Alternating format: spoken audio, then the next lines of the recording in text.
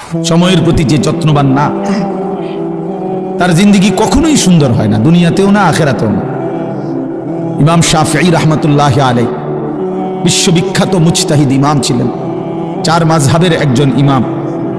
ইমাম শাফিঈ রাহমাতুল্লাহি আলাইহি তিনি বলতেন, আল ওয়াক্তু সাইফুন ইন লাম তাকতাহু কাতাআকা। তিনি বলতেন, সময় হলো তরবারির মতো, তুমি যদি সময়কে না কাটো সে তোমাকে কেটে ফেলবে।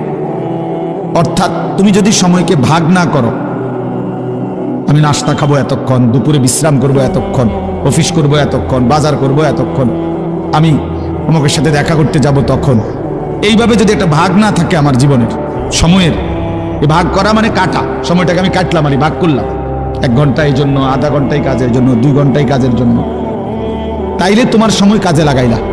আর নাই তো সময় তোমাকে কাটতে কাটতে, মানে তোমার উপর দিয়া পার হইতে হইতে নীরবে চলে যাও। হয় তুমি সময়কে কাটবা, নয় সময় তোমাকে কেটে ফেলবে। আপনারা সবচেয়ে সুন্দর, আমি ব্যক্তিগতভাবে বহুদিন এটা পরীক্ষা করে দেখছি, রাত্রে যখন নীরবে কেউ ঘুমায়, লাইট বন্ধ হয়, চারিদিকে আওয়াজ যখন স্তব্ধ হয়, তখন যদি কেউ দেওয়াল ঘড়ির দিকে খেয়াল করে, তাহলে কান লাগাইলে বুঝবেন যে দেওয়াল ঘড়ির সেকেন্ডের কাটাটা কাট কাট কাট কাট কাট কাট করে আগাইতেছে। একটা ছোট্ট আওয়াজ হয়, কাট কাট কাট কাট কাট, মানে আমার মনে হয় যেন সে বলতেছে, কাটতেছি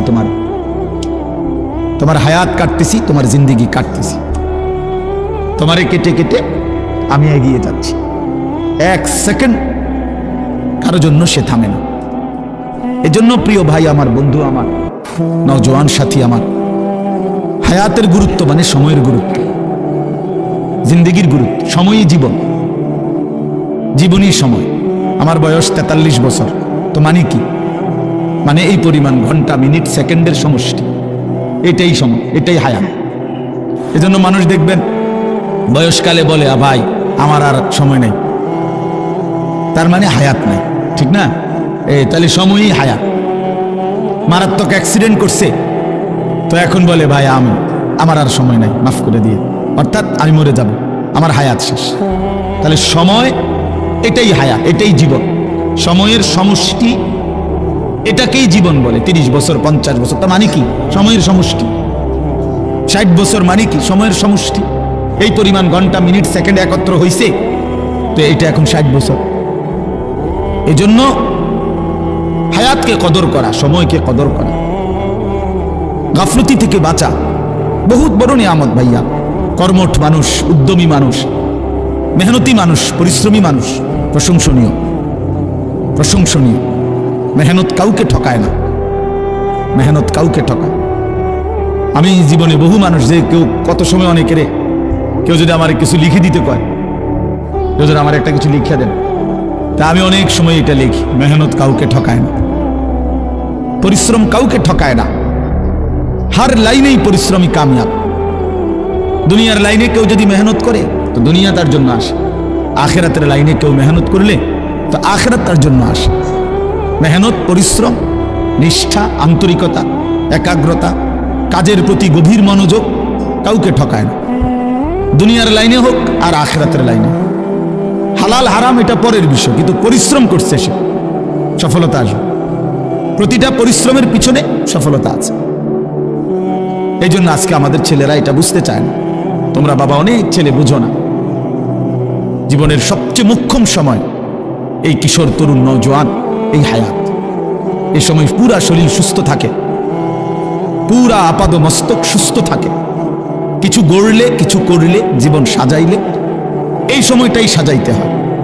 এই সময়টা যে হেলায় হেলায় নষ্ট করে, মোবাইল, নাচ, গান, ছবি, বন্ধুদের আড্ডা, বুট বাদাম, চটপটি, অসৎ আড্ডা, মেয়ের সাথে কথা, মেয়ের সাথে হাঁটা, চলাফেরা, সারা রাত মোবাইলে উলঙ্গ ছবি দেখা, হায় হায়, এইটা এক ধরনের অপদার্থ ছাড়া, এক ধরনের অপদার্থ, ফালতু ছাড়া তার জীবনে আর কিছু হয়। এক সময় এটা এক ধরনের জন্তু জানোয়ারের মতো, হাইওয়ানের মতো, না ঘুমের কোনো স্টেশন নাই, না জাগার কোনো স্টেশন নাই, এই এক ধরনের পশুর জীবন যাপন করে, জানোয়ারের জীবন যাপন করে। রাতের 3টা বাজে ঘুমায় না, সকাল 9টা বাজে ওঠে না, মানে ঘুমানেরও স্টেশন নাই, উঠারও কি নাই স্টেশন। স্টেশন নেই। এই জন্য হায়াতের কদর করা ভাইয়া, জিন্দিগির কদর কর। ইউকাল্লিবুল্লাহুল লাইলা ওয়ান নাহার, আল্লাহ তাআলা বলে বান্দা রাত এবং দিন আমি পরিবর্তন করি। তার মানে সময়ের পরিবর্তন করেন আল্লাহ। একটু আগে আলোকিত দিন ছিল, এখন অন্ধকার পৃথিবী। তো আল্লাহ তাআলা বলেন এটা আমি করছি। সূর্য উঠাইছিলামও আমি, সূর্য ডুবাইলামও আমি। চাঁদ উঠাবো আমি, চাঁদ ডুবাবো আমি। তার মানে আমি আল্লাহ এটা করি। আহুয়াল্লাযী জাআলাল লাইলা ওয়ান নাহারা খিলফাতান, আল্লাহই রাত এবং দিন এনে থাকেন পর্যায়ক্রমে, বাই সিরিয়াল, একবার রাত একবার দিন, একবার রাত একবার দিন। খিলফাতান লিমান আরাদা আন ইয়াযাক্কারা আও আরাদা শুকুরা, আল্লাহ বলেন যারা যারা আমি আল্লাহর জিকির আমার ইবাদত করতে চায় আমি তাদের জন্য রাত দিন বানাই। হ্যাঁ হ্যাঁ, আও আরাদা শুকুরা, আল্লাহ তাআলা বলে যারা আমার শুকর আদায় করতে চায়, আমার গোলামি করতে চায়, আমার কৃতজ্ঞ হতে চায়, আমি তাদের জন্য রাত দিন বানাই। প্রিয় বন্ধু বাপ আমার, কোনো বাটপার সিটারের জন্য রাত হয় না। কোনো হারামখোর, নারী লুবি, জিনাকার, ব্যভিচারী, অসভ্য সারা রাত মোবাইলে উলঙ্গ ছবি দেখবা, তোমার মতো জানোয়ারের জন্য রাত আসে নাই। রাত আসছে ইমানদার এশার নামাজ পড়বে, রাত আসছে ইমানদার মাগরিবের নামাজ পড়বে, রাত আসছে ইমানদার তাহাজ্জুদ পড়বে, রাত আসছে ইমানদার আল্লাহর কোরআন পড়বে, রাত গভীরে আল্লাহর জন্য কান্নাকাটি করবে। এদের জন্য আল্লাহ তাআলা রাত বানাইছে, কোন সিটার বাটপারের জন্য না। এজন্য সবসময় মনে রাখবেন, ইমানদার, নামাজি, উলামায়ে কেরাম, কোরআন পড়নেওয়ালা, দিন নিয়ে যারা থাকে, আল্লাহর কসম এদের উসিলায় বাকি বাটপার সিটারটি খায়। বাকি সিটারগুলো এদের উসিলায় খায়। এই যেগুলো হারামখোর, সুদখোর, ঘুষখোর, মদখোর, নেশাখোর, ফুট্টাখোর, বাবাখোর, ডাইলখোর, ইয়াবাখোর, কিস্তিখোর, এই সমস্ত বেহায়া বেপর্দা নারী, অসভ্য, এগুলো এই মোল্লা মুন্সির উসিলায় ভাত খায়। হ্যাঁ হ্যাঁ, এগুলো ইমানদারের উসিলা যারা সেজদা করে, নামাজ পড়ে, আল্লাহর গোলামি করে, তাদের বরকতে ওরা বেঁচে আছে। আমগুলো অনেক সময় বলে না যে হুজুররা কি করে, হুজুররা ঘোড়ার ঘাস পারে। তুমি জানো? তুমি হিসাব মিলায় দাও, তুমি কি করো আর আমি কি করি। এজন্য এটা জরুরি বিষয় মনে রাখা। আল্লাহ তাআলা এখানে স্পষ্ট বলছেন আমি কেন রাত বানাই, কেন দিন বানাই, আমার জিকিরের জন্য, আমার শুকরের জন্য, অন্য কোনো উদ্দেশ্য না। বান্দা যদি সেজদাওয়ালা না থাকতো আমি পৃথিবী রাখতাম না, আমি পৃথিবী রাখতাম না। হাদিসে আছে আল্লাহর নবী সাল্লাল্লাহু আলাইহি সাল্লাম বলছেন, যেদিন জমিনে আল্লাহ পাকের নাম বলনে ওয়ালা কেউ থাকবে না, তো সেদিন আর পৃথিবীও থাকবে না। আল্লাহর কসম ভাইয়া, সেদিন আসমান ভেঙে যাবে, চাঁদ ভেঙে যাবে, দুনিয়া কায়নাত তসতস হয়ে যাবে। মানে ইসরাফিল ফু দিবে। রাসূলুল্লাহ সাল্লাল্লাহু আলাইহি সাল্লাম বলছে কিয়ামত হবে কাদের উপরে, মানে কোন মানুষরা কাদের উপরে কিয়ামত ইসরাফিল ফু দিবে? শিরারুল খালক ফিল আরদ, জমিনের মধ্যে সর্বনিকৃষ্ট মানুষ যখন গোটা জমিন একসাথে ভরে যাবে, একজনও, আল্লাহ নবী সাল্লাল্লাহু আলাইহি সাল্লাম বলছেন প্রকাশ্যে রাস্তায় গাধা খচ্চরের মতো মানুষ যখন প্রকাশ্যে রাস্তায় একেবারে উন্মুক্ত জিনা করবে, ব্যভিচার করবে গাধার মতো, আল্লাহ রাসূল বলেছে তখন ইসরাফিল ফু দিবে। কুকুরের মতো, জানোয়ারের মতো জিনার ব্যভিচার করবে। পরিবেশ হচ্ছে, পরিবেশ রেডি হইতেছে, জায়গায় জায়গায়, মোড়ে মোড়ে, রাস্তার গলিতে গলিতে লাল নীল হলুদ বাত্তিওয়ালা ছোট ছোট ক্যাফে, রেস্তোরাঁ, রেস্টুরেন্ট, এই পরিমাণ আলো আধারি, এখানে কোনো ভদ্রলোক, কোনো ইমানদার যাওয়ার কোনো পরিবেশ নাই। এনে যাবেই কারা? অসভ্য, চরিত্রহীন ছেলে মেয়ে ছাড়া, যাদের জন্য আপাতত আলো আধারির ব্যবস্থা হয়েছে। খুব অল্প সময়ে এই কাগজ, এই কাপড়, এই বেড়ার এই পর্দা আবরণ হয়তো খুলে ফেলবে, চলো ওপেন জেনা করো, ব্যভিচার, খোলামেলাই জেনা ব্যভিচার।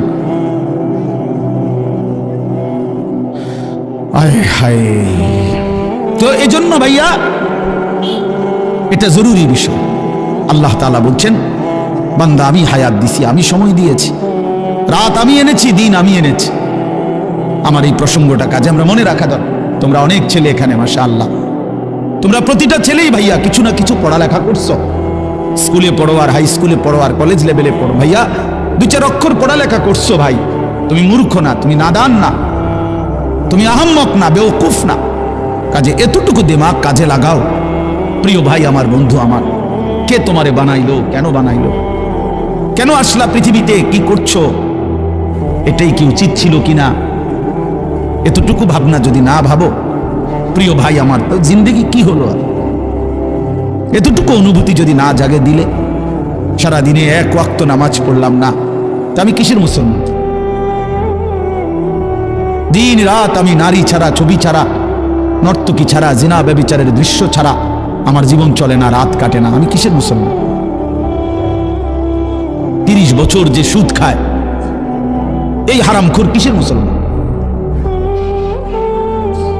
30 বছর ধরে যে মিথ্যা বলে, প্রতিদিন ওজনে কম দেয়, কাস্টমারকে ঠকায়, প্রতিদিনও হারাম রোজগার করে, এই নাফরমান কিসের মুসলমান? 30 বছরও কোনোদিন মনে পড়ে নাই যে তার আল্লাহ আছে? 30 বছরও কোনোদিন কারো লাশ মৃত্যু দেখে নাই, কারো জানাজা পড়ে নাই, একটা বারো কলিজার মধ্যে কথা আসে নাই যে হায় এমন নীরব নিস্তব্ধ লাশ তো আমিও হয়ে যাব একদিন।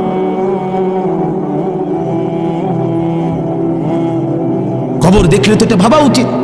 রাসূলুল্লাহ সাল্লাল্লাহু আলাইহি ওয়াসাল্লাম বলছেন, তোমরা কবর জিয়ারত করো। তোমাদের কবর জিয়ারত করলে 3টা জিনিস উপকার হবে, 3টা ফায়দা হবে। তুজাহিদু ফিদ দুনিয়া, দুনিয়ার প্রতি বিরাগ হবে, দুনিয়ার বিমুখতা আসবে, আখিরাতের ফিকির আসবে। ওয়া তুযাক্কিরুল আখিরা, আখিরাতের কথা স্মরণ করবে। ফাইন্না ফি জিয়ারাতিহা তাযকিরা, কবর জিয়ারতের মধ্যে তোমার নিজের জন্য তুমি উপদেশ লাভ করবে। রাসূলুল্লাহ সাল্লাল্লাহু আলাইহি ওয়াসাল্লাম বলেছেন 3টা লাভ। 1 নাম্বার, দুনিয়ার প্রতি বিমুখ হবে, আখিরাতের আগ্রহ বাড়বে। 2 নাম্বার, স্মরণ হবে, আর উপদেশ অর্জন হবে যে হায় এই মানুষটা আমার মতো হাঁটতো, ছুটতো, ফিরতো, ঘুরতো, কথা বলতো, জলজ্জান্ত আমাগো চাচা বড়া, আমার বাপ, আমার ভাই, উনি আমার চাচাতো ভাই, এ তো আমারই মতো দৌড়তো, ছুটতো, হাঁটতো, খাইতো, ঘুমাইতো, কিন্তু আজ সেই জ্বলন্ত মানুষটা এভাবে স্তব্ধ হয়ে গেল। পৃথিবীর কত মানুষ কত আওয়াজ করতেছে, বেচারা একটা শব্দও করে না। যে মানুষটা একটা মশার আওয়াজে ঘুম ভাঙা যাইত, আজ এত মানুষের চিৎকার চেঁচামেচি, এই লাশ কেন নড়ে না? আল্লাহ নবী সাল্লাল্লাহু আলাইহি ওয়াসাল্লাম এক সাহাবীর জানাজা পড়তে গিয়ে কবরের দিকে তাকায়া, হাদিসে আছে হযরত বারা ইবনে আযিব রাদিয়াল্লাহু তাআলা আনহু থেকে বর্ণিত, তিনি বলেন আল্লাহ নবী সাল্লাল্লাহু আলাইহি ওয়াসাল্লাম আমাদেরকে সাথে নিয়ে এক সাহাবীর জানাজা পড়তে গেছেন।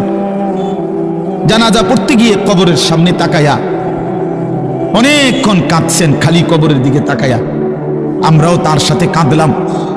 তো কান্না শেষ করে চোখের পানি মুছে আল্লাহ নবী সাল্লাল্লাহু আলাইহি ওয়াসাল্লাম বললেন, ইয়া ইখওয়ানি লিমিসলি হাদা ফাআইদ্দু, আমার সাথীরা এই কবরের জন্য তোমরাও রেডি হও। নবীজি বলছে আইদ্দু, কবরের জন্য তোমরাও প্রস্তুতি নাও। রাসূলুল্লাহ সাল্লাল্লাহু আলাইহি ওয়াসাল্লাম বলছেন, বন্ধু, মা রাআইতু মানদারান কাত্তু ইল্লা ওয়াল কবরু আফজাউ মিনহু। আল্লাহর নবী সাল্লাল্লাহু আলাইহি ওয়াসাল্লাম বলেন, আল্লাহর কসম উম্মত, কবরের আযাবের চাইতে ভয়ানক কোন দৃশ্য আমি রাসূল আর কিছু দেখিনি। আপনারা অনেক চালাক, অনেকে বুদ্ধিমান, হুজুররা এসব নিয়েই পড়ে আছে, হ্যাঁ এসব নিয়েই পড়ে আছে। কে মনে করাই দিবে কবর? দুনিয়া মনে করাইবার তো লোকের অভাব নাই। এই মিয়া, দুনিয়া তো সবাই মনে করাই দিতেছে। কবর মনে করাবে কে বন্ধু?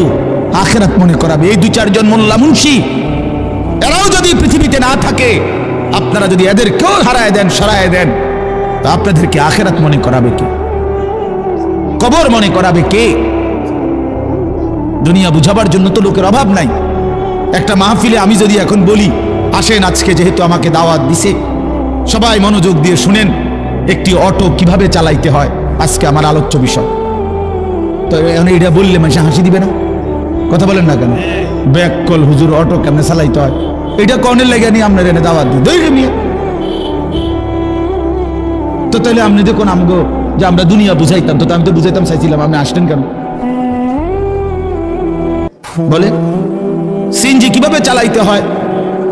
না বন্ধু, আল্লাহ তাআলা কোরআনুল কারীমের মধ্যে বলছেন, আমাদের এলেমের মাকসাদ কি? কেন আল্লাহ তাআলা উলামায়ে কেরামকে যাকে যেটুকু কোরআন সুন্নাহর এলেম দিয়েছেন, আল্লাহর কসম কোরআন শরীফের সরাসরি আয়াত আল্লাহ তাআলা বলছেন ফালাউলা নাফারা মিন কুল্লি ফিরকাতিন মিনহুম তাইফাতুল লিয়াতাফাক্কাহু ফিদ্দীন। আল্লাহ বলেন এই দ্বীনের উচ্চতর জ্ঞান কিছু মানুষ অর্জন করবে, ইলম অর্জন করবে। কেন? আল্লাহ বলেন ওয়ালিয়ুনদিরু কওমাহুম ইযা রাজাউ ইলাইহিম, তারা যখন নিজ জাতি কওম সম্প্রদায়ের কাছে ফিরে আসবে তারা আল্লাহর ভয় দেখাবে, আখিরাতের ভয় দেখাবে, কবরের ভয় দেখাবে, জাহান্নামের ভয় দেখাবে। ওয়ালিয়ুনদিরু, এটাই উলামায়ে কেরামের কোরআন সুন্নাহর ইলমের মাকসাদ। এ তো কোরআন শরীফের আয়াত। কি আয়াত? কোরআন শরীফের আয়াত। ওয়ালিয়ুনদিরু কওমাহুম, জাতিকে ভয় দেখাবে, আল্লাহর ভয়, আখিরাতের ভয়, কবরের ভয়, জাহান্নামের ভয়। রাসূলুল্লাহ সাল্লাল্লাহু আলাইহি ওয়াসাল্লাম সর্বপ্রথম যেদিন আল্লাহ তাআলা নবীজিকে সাল্লাল্লাহু আলাইহি ওয়াসাল্লাম মানুষের কাছে দ্বীনের কথা বলার অনুমতি দিয়েছেন, প্রথম যেদিন, সেটা হলো কোরআনের দ্বিতীয় নাজিলকৃত আয়াত। কোরআন শরীফ প্রথম নাজিল হয়েছে তো ইকরা বিসমি রাব্বিকাল্লাযী খালাক, এটা আপনারা জানেন না? 5টা আয়াত এখানে। এটা হলো প্রথম নবীজিকে বলছে আপনি পড়ুন, আপনার রবের নাম নিয়ে আপনার রবের কালাম পড়তে শুরু করেন।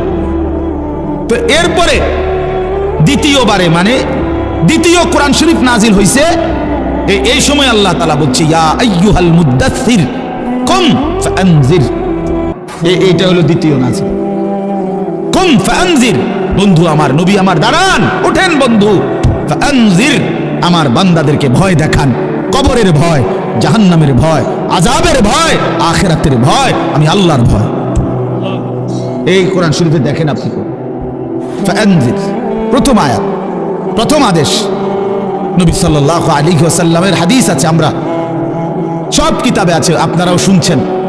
নবীজি সাল্লাল্লাহু আলাইহি ওয়াসাল্লাম সর্বপ্রথম যেদিন মক্কার কুরাইশ নিজ কওমকে একটি পাহাড়ের টিলার উপরে সবাইরে ডাকছে, ডাইকা সবাইকে সর্বপ্রথম যেদিন কালেমার দাওয়াত দিছে, ইসলামের দাওয়াত প্রথম যেদিন পেশ করছে, সেদিন নবীজি এই কথা স্পষ্ট বলছে, একেবারে ওই হাদিস স্পষ্ট আছে, ইন্নী নাযীরুন লাকুম বাইনা ইয়াদাই আযাবুন শাদীদ। হে আমার জাতি, আমি তোমাদেরকে ভয় দেখাচ্ছি একটি ভয়ানক, কঠোর, অত্যন্ত মর্মান্তিক আযাবের, যেটা কবরের, জাহান্নামের, আখিরাতের। তোমরা সেই আযাব থেকে বাঁচার জন্য কুলু লা ইলাহা ইল্লাল্লাহ তুফলিহুন, সবাই আল্লাহর কালেমা পড়ো, লা ইলাহা ইল্লাল্লাহ পড়ো, তাহলে নিশ্চিত কামিয়াব হবে, ওই আযাব থেকে বেঁচে জান্নাতি হয়েছে। বাপ আমার, বন্ধু আমার, আমরা আপনাদেরকে আখিরাত মনে করাইলাম, আমরা আপনাদেরকে কিয়ামত মনে করাই, কবরের কথা মনে করে। এই মাহফিল মাকসাদ, এটাই মাকসাদ অন্যতম, এটা গুরুত্বপূর্ণ মাকসাদ আমাদের জিন্দেগি। এই ওয়াজ মাহফিল, এই জুমার খুতবা, চারিদিকের এই মাদ্রাসাগুলোর পড়ালেখার ফিকির, মসজিদ, মাদ্রাসা, আল্লাহওয়ালা, আউলিয়া ইজাম, উলামায়ে কেরাম, মুহাদ্দিসিনে কেরাম, মুফাসসিরিনে কেরাম, সবার এই সম্মিলিত যা আয়োজন, দ্বীনি যত আয়োজন, সবকিছুর মাকসাদ আখিরাত। বলেন না কি? বলো না ভাই, কি? আখিরাত, আখিরাত, দুনিয়া না। দুনিয়া সাজাইতে হয় না, দুনিয়া মালিক এমনিই দেয়। কোরআন শরীফে আছে কুলু ওয়া তামাত্তাউ কালিলান ইন্নাকুম মুজরিমুন। আল্লাহ বলে নাফরমান, পাপী, নাফরমানি অবস্থাতেই অসুবিধা নাই, আমার দুনিয়া ভোগ করো, আমার দুনিয়া খাও কিছুক্ষণের জন্য, শুধু এদ্দুর মনে রাখবা তুমি নাফরমান। ওয়াইলুন ইয়াউমাইদিল লিল মুকাদ্দিবিন, সেদিন হাসরের ময়দানে তোমার জন্য অপেক্ষা করছে জাহান্নাম। এ কথা শুধু মনে রাখে, এখন খাও। দুনিয়া আমি আটকাইতাম না, দুনিয়া আমি কোনো নাফরমানকে আটকাই না। ভাত তরকারি, মাছ, গোস্ত, পেশাব পায়খানা, ঘুম, হ্যাঁ, যৌন চাহিদা পূরণ, এগুলো সমস্যা হইতো না, খাও, এগুলা ভোগ করো। দুনিয়া আমি আটকাই না। আল্লাহ তাআলা বলছে দুনিয়া আমি কুত্তারেও খাইতে দেখি, দুনিয়া আমি জানোয়ারকেও খাইতে দেখি। দুনিয়া জানোয়ারও ভোগ করে ভাইয়া, তুমি শুধু খানা খাও এটা না, কুকুরও খানা খায়। তুমি শুধু ঘুম যাও এটা না বন্ধু, কুত্তাও ঘুমায়। তুমি শুধু পেশাব পায়খানা করো না ভাইয়া, কুকুরও পেশাব পায়খানা করে। তোমার যৌন চাহিদা পূরণ হয় নারী দেখা, ছবি দেখা, কুকুরেরও যৌন চাহিদা পূরণ হয়। নাহলে কুকুরের বাচ্চা কাচ্চা হয় কেমনে? কুকুরের ছাও হয় কেমনে? তাহলে বুঝা গেল এতটুকুর নাম জীবন নয়, এতটুকুর নাম জীবন নয়।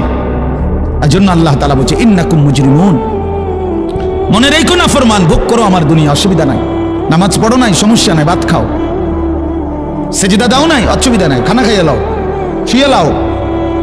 ফজর পড়তে কখনোই মন চায় না, আচ্ছা ঠিক আছে, খানা খাও, নাস্তা খাও, শুধু মনে রাখবা ফজরের নামাজ পড়ো নাই, শুধু মনে রাখবা এশার নামাজ পড়ো নাই, শুধু মনে রাখবা সুদের টাকা, শুধু মনে রাখবা সিটারির টাকা, শুধু মনে রাখবা বেপর্দা জিন্দেগি, শুধু মনে রাখবা বেহায়া জিন্দেগি, বাকিটা আমি পরে দেখবো ফিডা, এখন ভাত খাও। ইন্না লাদাইনা আনকালা ওয়া জাহিমা, আমি আল্লাহ প্রস্তুত রেখেছি জাহান্নামের আগুনের শিকল এবং জ্বলন্ত আগুন। ইন্না আ'তাদনা লিল কাফিরিনা সালাসিলা ওয়া আগলালাম ওয়া সাইরা, আমি আল্লাহ তাআলা সমস্ত নাফরমানের জন্য প্রস্তুত রেখেছি আগুনের শিকল 70 হাত লম্বা, 70 জিরাআন, এবং আগুনের বেড়ি যেটা কাঁধের সাথে বাঁধ দেওয়া হবে, হাত পিছনের দিকে নিয়া, এইভাবে প্রত্যেক নাফরমানকে জাহান্নাম হাসরের ময়দানে ফেরেশতারা এই 2 হাত পিছনের দিকে ভাবে দিয়া, থুতনির নিচে এই হাত রাইখা এইভাবে ঠেলা দিয়া আগুনের বেড়ি দিয়া বাঁধ দিবে। আল্লাহর কসম, এটা কোরআন শরীফের সূরা ইয়াসিনও আছে, ইন্না জাআলনা ফি আ'নাকিহিম আগলালান ফাহিয়া ইলাল আদকানি ফাহুম মুকমাহুন। এইটার অর্থ এটাই, এইভাবে এইভাবে ধাক্কা দিবে, এইভাবে যদি কাউরে বাঁধ দেয়, আয় হায়, এই নাফরমান আর কোনদিন চোখটাও নিচের দিকে নামাইতে পারবে। কেমনে নামাইবে, কিভাবে? ওয়া সাইরা, এবং জাহান্নামের আগুন। এজন্য দোস্ত আমার, এই আয়াতগুলোর তরজমা শুনেন, তাইলেই বুঝবেন। এই আয়াতগুলোতে আল্লাহ তাআলা বলছে, বান্দা যাই করছো, বান্দা যে যাই লাফালাফি ফালাফালি, দুনিয়া নিয়া কামড়া কামড়ি, হায় সম্পদের যথেচ্ছ ব্যবহার, হালাল হারামের মিশ্রণ, জায়েজ না জায়েজ, পাক না পাক, সব এলোমেলো করে ফেলছো বান্দা। জিন্দেগির কোনো নিয়ম নাই, কানুন নাই, শৃঙ্খলা নাই, উপার্জনের মধ্যেও কোনো হালাল হারামের কোনো পরোয়া নাই, জীবনের মধ্যেও কোনো হালাল হারামের পরোয়া নাই। আপন বোনও দেখো, পরের মেয়েকেও দেখো, নিজের বউকেও দেখো, পরের বউরও দেখো। হায় হায় মুসলমান, হারাম টাকা হালাল টাকা সব মিক্সার করে ফেলছো, শুধু টাকা দরকার, দুনিয়া ভোগ করা দরকার। আল্লাহ তাআলা বলে, বান্দা যাই করছো, তবে শুধু এটা মনে রেখো, এই অচিরেই তুমিও থাকবা না, দুনিয়াও থাকবে না। এই 2 শব্দ মনে রাখে, আমিও থাকবো না, গোটা সৃষ্টিও থাকবে না। আল্লাহ তাআলা বলেন, তুমিও শেষ হয়ে যাবা, মরে যাবা, এই গোটা সৃষ্টি জগতও মরে যাবে। আমরা পৃথকভাবে মরলে বলে মৌত, আর গোটা সৃষ্টি জগৎ যেদিন মরে যাবে সেটারে বলে কিয়ামত। এই তফাৎ, শব্দগত তফাৎ। ব্যক্তির মৃত্যু হলে, একক মৃত্যু হলে সেটারে বলে মৌত, আর সমষ্টিগত পুরা কায়নাত, আল্লাহর পুরা মাখলুকাত একসাথে যখন শেষ হবে সেটারে বলে কিয়ামত। তো আল্লাহ তাআলা বলছে, একদিন অচিরেই দেখতে দেখতে তুমিও নাই, একদিন শুনবা পৃথিবীও নাই, আসমানও নাই, জমিনও নাই, কায়নাতও নাই, সব আমি আল্লাহ তাআলা ভেঙ্গে চুরে চূর্ণ বিচূর্ণ করে ফেলব। ইযা সামাউন ফাতারাত, আসমান কাচের মতো চুরচুর করে ভাঙবে। ওয়া ইদাল কাওয়াকিবুন তাসারাত, কোটি কোটি তারকারাজি খসে খসে পড়বে। তারকারাজি কোটি কোটি বলতেও তো কোটি কোটি কতক্ষণ করলে শেষ হইব, বুঝেন নাই কথাটা? মানে কোটি কোটি কোটি কোটি 10 বার কইলে শেষ হয়ে যাব নাকি? হিসাব আছে? সৌরজগতের কোনো হিসাব বিজ্ঞানীদের কাছে আছে শেষ? নাই, না নাই মিয়া। এই গ্রহ উপগ্রহ নক্ষত্র গ্যালাক্সি, এই নিহারিকা গ্রহাণুপুঞ্জ যা কিছু তো খবর নেই, খবর নেই। এমন গ্রহ পৃথিবীতে, এমন তারকারাজি নক্ষত্রের আলো যেটা পৃথিবী পর্যন্ত বিজ্ঞানীরা বলে যে এখন আইসা আলোই পৌঁছায় না। কি কয় এগুলো? কি গবেষণা? বাস্তবতা এমন হইতেই পারে। হ্যাঁ হ্যাঁ, নাইলে একটা উদাহরণ বলি। হাদিসের মধ্যে আছে, রাসূলুল্লাহ সাল্লাল্লাহু আলাইহি সাল্লাম বলেন, জাহান্নামের উপর থেকে একটা পাথর যদি ছাড়ে নিচে, জাহান্নামের গভীরে নিচে, তো জাহান্নামের নিচ, একেবারে সহিহ হাদিস, জাহান্নামের নিচে পর্যন্ত পৌঁছতে 70,000 বছর সময় লাগে। এটা গভীরতা করবে? হ্যাঁ, কি কোনো হিসাব আছে কোনো? হায় হায়, এজন্য ভাইয়া আল্লাহ তাআলা বলেন এই কায়নাত কোটাটা ভাঙচুর হবে, সব চূর্ণ বিচূর্ণ হয়ে যাবে। ইন্না জালজালাতাস সাআতি শাইউন আযীম। আল্লাহ বলে বান্দা ইসরাফিল যখন ফু দিবে জমিনের মধ্যে ভূমিকম্প শুরু হবে, আর সেটা বড়ই ভয়ানক হবে। ইয়াউমা তারাউনাহা তাদহালু কুল্লু মুরদিআতিন আম্মা আরদাআত। যে মা তোর কোলের বাচ্চাকে দুধ খাওয়াইতেছিল, আদরের সেই বাচ্চাকে মা ইসরাফিলের ফু দিলে আর কিয়ামত শুরু হলে ভয়ে আতঙ্কে ছুটাছুটি করতে গিয়ে মা আপন সন্তান কোল থেকে ছুঁড়ে ফেলে দিল। কোরআন শরীফের আয়াত, এগুলোর কোনো ব্যাখ্যার দরকার লাগে না, এই শুধু তর্জমাই যথেষ্ট। ওয়াতাদাউ কুল্লু যাতি হামলিন হামলাহা। যে মা 9 মাস সন্তানকে গর্ভে পেটে বাচ্চা ছিল, ইসরাফিল ফু দিলে সেই মা এভাবে পাগলের মতো দৌড়াবে, গর্ভের বাচ্চা নিজে নিজে বের হয়ে যাবে। এটা কোরআন শরীফের আয়াত।